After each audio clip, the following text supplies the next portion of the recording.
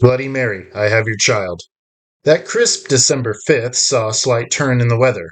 Icicles were melting and the snowmen were sinking. It was 4 o'clock in the afternoon, and kids were home from school, and parents were plopping down in their sofas and chairs.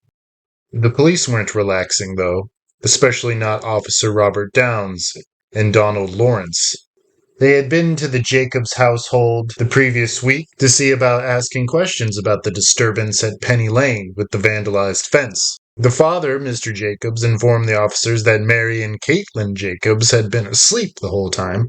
The two police thanked the man for his time and continued on their way. The next morning they returned to the Blue Log Circle off of Penny Lane and took another look at what was left behind in Miss Delores' front and back lawns. Robert Downs dragged his foot through the fresh snow of last night. He paused. The sleeve of a jacket was sticking out of the white powder. He considered it for a moment as he carefully lifted it out of the snow. It was a heavy ski jacket. He brushed it softly and inspected his find. "Don, come here for a sec," he said to his partner. "Take a look at this." He handed Don the jacket and he looked at it with interest. "There's a rip in this jacket, almost as if it's been stabbed," Robert finished. "So what does this mean?" Donald asked, holding the jacket outwards.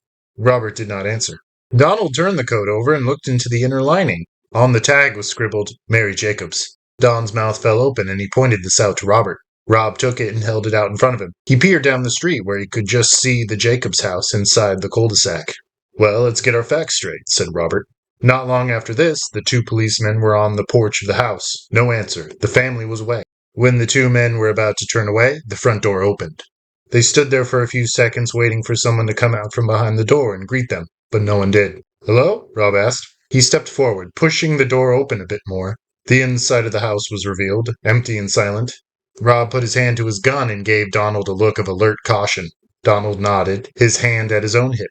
Robert stepped inside the house, his gun loosely held out in front of him. Donald followed. "Is anyone here?" Ronald asked. He knew no one was, though, but how could the front door just swing open like that? Rob took a look at the door and saw that it had been unlocked. Usually when people leave, they lock the front door. Sometimes owners forget, but Rob tried to think if he had heard the lock click before the door opened. Had he? He could have. His hearing wasn't as reliable as it used to be. "Don, I'm not liking the look of this," Robert whispered over at him. Don gulped and carefully cocked his handgun. "Any sign of foul play?" he asked. Robert looked around the house quickly. "No," he said simply. Then a cry of pure pain broke through the silence. It was the voice of a woman. It was the cry of despair and anguish. This person sounded as if she had been wounded, and it came from directly under their feet. The basement. The cry came again, followed by something that sounded like a piece of furniture toppling over. The cops sprinted forward, searching every door they came to. They found the basement door in a matter of seconds and were bounding down the stairs. Robert yelled for the woman. Don screamed for anyone else to put their hands up. "Ma'am, are you okay? Hands above your head!" Once they had entered the cold basement, they saw nothing but old boxes and one unused treadmill. There was no distressed woman or anything of that nature. There was, though, not more than a few yards away, an old trunk which looked like it belonged to a circus years ago to carry costumes and props. It was turned on its side and looked like it had rolled a few feet forwards. That must have been the large bang they had heard from upstairs. "That's a huge chest," Don exclaimed. He lowered his gun. Robert snapped his head around, but did not see any sign of anybody. He did not lower his gun, though. He strode over to the trunk and prodded it with the toe of his shoe. The trunk was big enough to hold a person. Maybe that was the source of the disturbance. "Can anyone hear me?" Robert asked. "Robert, you think there's someone in there?" Don asked, astonished. "That's exactly what I'm thinking." He kicked the trunk harder this time. That's when it rocked upwards and slammed Rob in the shins. He screamed out and fell on his back, the gun bouncing away. Donald sprang forward to help Robert, but the trunk twirled around like a top. The corner of its base caught Don in the backside of his thigh. He lost his footing and did the splits right there on the concrete. His knee smashed into it, and the muscle in his groin twisted into a knot. The trunk rear-ended Robert in the lower body before it bounded backwards again. Robert screamed again, reaching out for his partner. Donald got onto his hands and knees and had time to see what looked like a hand shoot out from the trunk's interior. But this hand did not break through. It went through it. It was translucent, too, and blurry. Another hand came into view, and what Donald thought was the beginnings of a head. It was hard to make out, but he could see two glazed eyes. No mouth, but there was more blood running down the lucid features. Robert got to his feet and hobbled over towards Don's resting place. Donald looked up, stunned, his hands compressed against his sore leg. His eyes were glued to the ghostly figure that was emerging from the trunk. Robert grabbed Donald by his arm and pulled him up against the solid concrete wall. The figure was now up out of the trunk and was standing next to it. Rob looked back at a woman who hovered above the ground, with no legs, no real clothing, but he could see her arms held out at her sides. The one thing that looked unmistakable and solid was a scepter of some kind, held in one of her hands. It was sculpted from gold to look like a serpent, with jewels and diamonds encrusted on the outside. She just stood there for a few seconds before, out of the open serpent's mouth, a long double-edged blade slid, which was already blood-stained and rusted. The thing laughed wickedly. Robert moved fast and snatched Don's gun from the ground. He knew that it was no good, but he fired once through the figure, making dust of the back wall. Robert was hysterical now. He was about to fire again, but the woman appeared at Rob's feet and detached his hands from his arms in one long sweep. Robert screamed and was thrust backwards into Donald, sending them both into a dusty heap on the ground. Blood covered them both as the ghost woman loomed over them, her cold eyes laughing and mocking. She struck and sank the blade into Robert's chest, killing him instantly. Donald screeched and pushed his partner off of him. He quickly got to his feet and darted up the stairs with much effort. He could hear a woman cry out with glee, and the tread of footsteps on the steps behind him. Don screamed as he stumbled forwards onto his chest and knees. Behind him, hard laughter followed his temporarily grounded body. He scrambled up the steps. He was panting desperately, his hands reaching out at the stairs. His arm muscles helped to pull up his dead weight towards the open doorway ahead. Donald's fingers were right at the landing of the upstairs when a cold hand came through his uniform and dug into the top of his back. He howled in pain as the hand recoiled, pulling Donald backwards. He twirled his arms around in circles, trying to catch his balance, but he was gone. He tumbled back down the splintered steps, his head cracking into the wall, shoulders separating under impact, and his arm and one of his wrists snapped like twigs. On his way down, he fell through the woman, and before he died, he felt ice-cold life and death crawl into his veins and organs. Propped up against the last stair, and the bottom landing was the scepter, its blade setting perpendicular for Donald. He had enough time to see it sitting there, the snake's eyes laughing and egging him on. He stuck out his elbows and kicked off at the stairs. He soared over the last few steps, but as he landed next to the dead Robert at the bottom, in a puddle of blood, his foot caught the handle of the cane and it twirled upwards into the air. Donald groaned, his head trying to raise upwards. His whole world was spinning now, and he could see a blue wisp of a woman standing in the stairwell, cold, dead eyes staring directly at Don's twisted, aching body. His head fell back onto the concrete. That's when he saw the falling cane impale into his hip.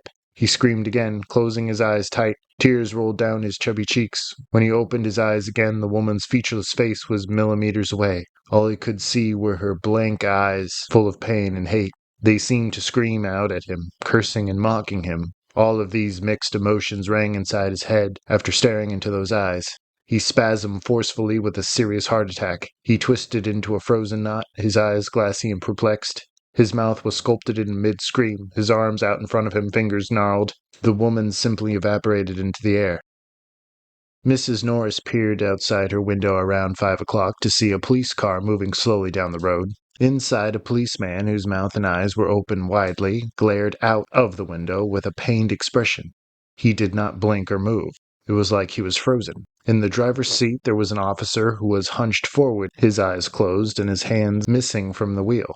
This was very odd, but the car was driving, so there couldn't be too much wrong. Maybe he was searching blindly for something on the ground. He'd get his hands back on the wheel soon. She went away from the window, and she did not see the police car ride smoothly off the small, cracked road and onto the lake beach. It rode smoothly across the sand, past houses' backyards until it slowly drove into the lake.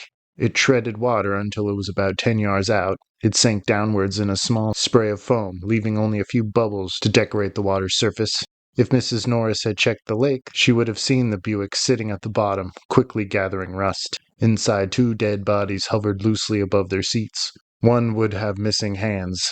If Mrs. Norris had looked out of her window again, she would have seen a blurry sequined woman emerge slowly out of the water. Once on the beach, she would just fade away, taking the tire treads in the sand with her. But she left her footprints behind, which one neighbor noticed and pondered over. They were from the lake and seemed to vanish. She didn't seem to think much about it. From the school to Mary's house was a total of 17 minutes, so the bike ride wasn't very comfortable due to the amount of seating each person had. Mary shuddered when she looked up at her house because it was like looking at the face of an ugly mask. "Come on," Mary said, getting off the bike and proceeding into the house. Will and her sister Katie followed, both confused and scared. Katie at least knew what Mary was planning to do, but Will was left in the dark about the whole thing. Mary strode up the stairs, headed straight toward the open door of her bedroom. Will followed close behind, Katie in the rear. Mary took a deep cleansing breath and poked her head inside the room. She gasped and pulled back out into the hall beside her boyfriend. "It's back on the wall, even after I locked it up," Mary whispered to Katie. At that, Katie began to shake. "Get the hammer. I left it in the basement, by the trunk." Katie nodded and took off down the stairs. Will looked over into Mary's face. "What's on your wall?" Will asked. "Are you talking about that creepy trunk in your basement? Did your family finally get it open?" Mary didn't answer. She proceeded back into her room and noticed how freezing cold it was. A huge plume of her breath burst out in front of her. She covered her arms and sat down on her bed, facing the horrid mirror. "It's freezing in here," Will pointed out as he stepped inside the room. Katie stepped inside after him, the hammer held out like a baton. She also commented on the room's temperature before handing the hammer over to her sister. Mary lifted the hammer and stepped toward the mirror slowly.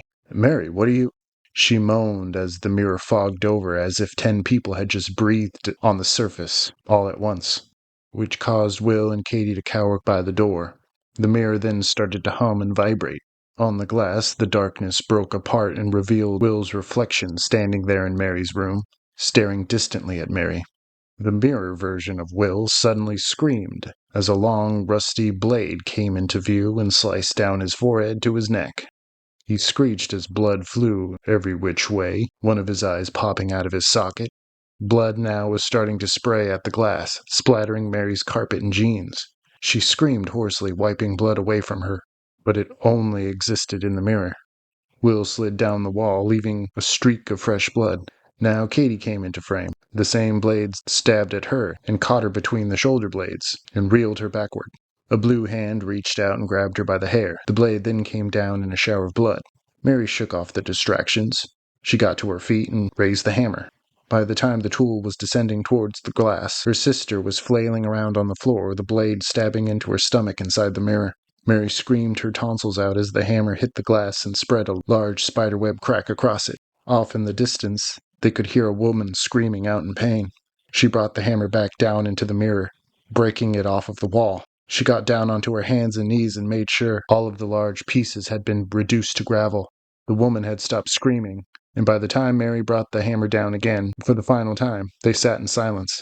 She dropped the tool and fell back onto her bed, tears rolling down her cheeks. Then Will flipped the light switch, and that's when everything came into perspective. The shards of glass were still there, and they noticed the large hole in the wall for the first time. The next day, after school, Mary did just as Miranda planned. She stayed behind to make up for a test she had missed, while Miranda and a couple of her friends broke away from the gym to roam the empty halls. Miranda circled around the history class several times, her hawk eyes plastered on the classroom door. "You remember your job, don't you?" Miranda asked her blonde friend. "I remember." Miranda smirked. She circled some more around the closed history room like a vulture as her friend prepped herself. The door swung open and Mary strode out. Katie had walked home so Mary could use her car. She pulled her keys from her tight jeans and proceeded down the hall. Outside it began to snow hard, which made Mary smile even more. She loved the snow because it only meant the holidays were closing in. From one of the classroom pods to Mary's right came the cheerleader blonde. She held a glass of red fruit punch in her hand. Mary didn't see the girl rush at her from the side and collide into her. The bright red punch catapulted at Mary's temple and soaked her face and hair in a sticky substance. Mary screeched and dropped her book bag. The blonde gave a sarcastic "sorry" and pulled back into the pod where her friends awaited her. "You're kidding me," Mary blurted, watching the cheerleader go. She shook off the liquid and started towards the restroom to clean herself off. When Mary disappeared behind the girls' room door, Miranda came out from her hiding place, ready to do her damage. Mary cupped her hands under the icy cooled water in the sink and did her best to cleanse the sticky mess off of her. She dried her face and tried to fix her hair, but soon gave up. She'd be heading home soon, so what did it matter? Miranda came in after her. Her thumbs twiddled at the end of her short cheerleader skirt. She whined helplessly, tossing back her hair with a click of her neck. Mary turned towards her and automatically gathered up her stuff, trying for the door. "Mary, please," Miranda whined again, backing up against the restroom door. "What do you want, Miranda?" Mary prodded. "I have to talk to you. You know about Bloody Mary. Well, I did the chant thing last night and—" "Ha ha, Miranda, I get it," Mary said smugly. "I'm afraid of ghosts, right?" Mary tried one last time to push toward the door. "No, I don't joke this time. I did the chant, I saw her in the mirror, and I ran." Miranda started to fake cry, banging her forehead with her palms. "You're kidding. I don't know why I did it. I was just skeptical about the whole thing. I did it as a joke, but I know you were afraid of her, so I—" "Come on," Mary huffed. "All I did was say Bloody Mary 1, Bloody Mary 2, Miranda began. Bloody Mary 3, Bloody Mary 4. "Okay, Miranda, I know how it goes." Miranda slid the doorstop into the door jamb with the side of her sneaker. The other hand reached for the light switch behind her. Bloody Mary 5, Bloody Mary 6, Bloody Mary 7. Mary wrenched away from her and looked into her own reflection in the restroom mirror, then back at Miranda, who was grinning ear to ear. She was no longer crying when she switched the lights off. Bloody Mary 8. "Miranda, this isn't funny," Mary moaned, reaching around the sinks. "You don't know what you're doing." Bloody Mary 9. "Don't!" Mary stumbled toward Miranda's outline in front of her, but caught her foot around the backpack strap. She fell forwards into the sink, but was able to catch herself. Bloody Mary 10, Miranda cackled. "Bloody Mary, I have your child." Mary screamed. Miranda gracefully circled around Mary until she was standing right next to the sink. "You baby!" Miranda threw back her head and laughed. "So where is she, huh?" Mary scrambled forwards and ran through the darkness, forgetting her stuff. She struck the door with her shoulder and turned the knob, but it was locked. How? Mary's foot kicked at the bottom of the door and found there was a doorstop wedged in the jamb. Mary fell to her knees and tried to unjam the doorstop. That's when Mary heard the distinct sound of cracking glass over her shoulders. Miranda stopped laughing, but Mary continued to try to dig the doorstop out from the crack. "What was that, Jacobs?" Miranda asked desperately. They heard dripping from the mirror, then running liquid, coursing down the wall-length mirror. It soon sounded like a fountain was in the room. Miranda screamed out in surprise as the dripping grew and grew until it sounded like they were in a waterfall. It started to cover the floor and Mary could feel it pooling around her knees. Mary tried to dig the doorstop out, but her arm muscles felt knotted up, and her sweaty fingers slipped off the rubber item. She then started to cry along with Miranda. "What is this? What are you doing, Jacobs?" she moaned. The rushing water stopped. Silence consumed the two girls until something was wading through the liquid, stepping towards them from one of the stalls. Mary heard the stall door swing open and clack into the wall. Footsteps came closer and closer. "Is that you, Jacobs?" Miranda whispered in stone-cold fear. "No." Then Miranda screamed out for half a second before something sliced through the air and something else that sounded like 10 pounds of meat plopped into the water. Mary spun around and almost fainted at what she saw. A blue woman held Miranda up into the air by her neck. Miranda thrashed around, but her mouth was stifled by the enormous amount of blood, so she couldn't scream. Her arm was laying next to the ghost woman's foot. Mary tried to shut her eyes, but couldn't. This was the first time she had seen Bloody Mary up close and personal. The woman had cold fishbowl eyes with milky white pupils. Her face was purple and pussy, her caterpillar lips pulled back to show yellow, rotting teeth. The cobra scepter Mary had seen in the mirror was sticking into the tiled floor. Miranda was thrown backwards into the bloody mirror, smashing it to thousands of glass shards, which scattered around Mary's huddled body. Bloody Mary once again picked up Miranda and set her neatly atop the sink.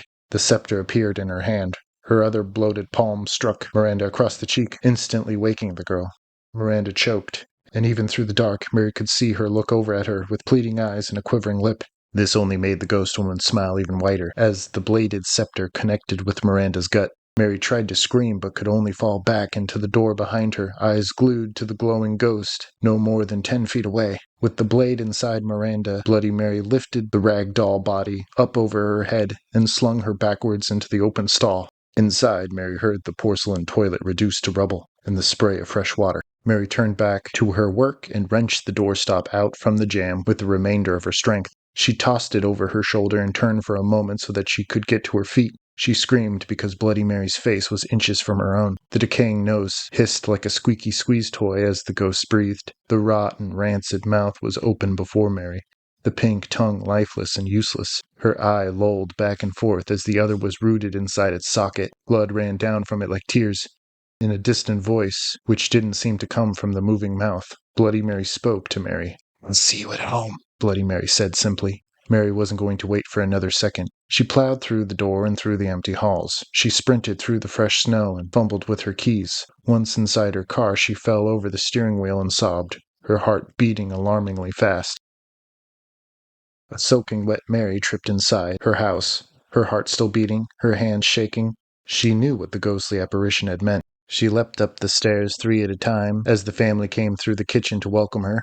Had she really thought it was over? Mary stepped inside her bedroom, and her breath plumed out in front of her. She gasped, because there on her wall hung Bloody Mary's mirror, perfectly new and clean.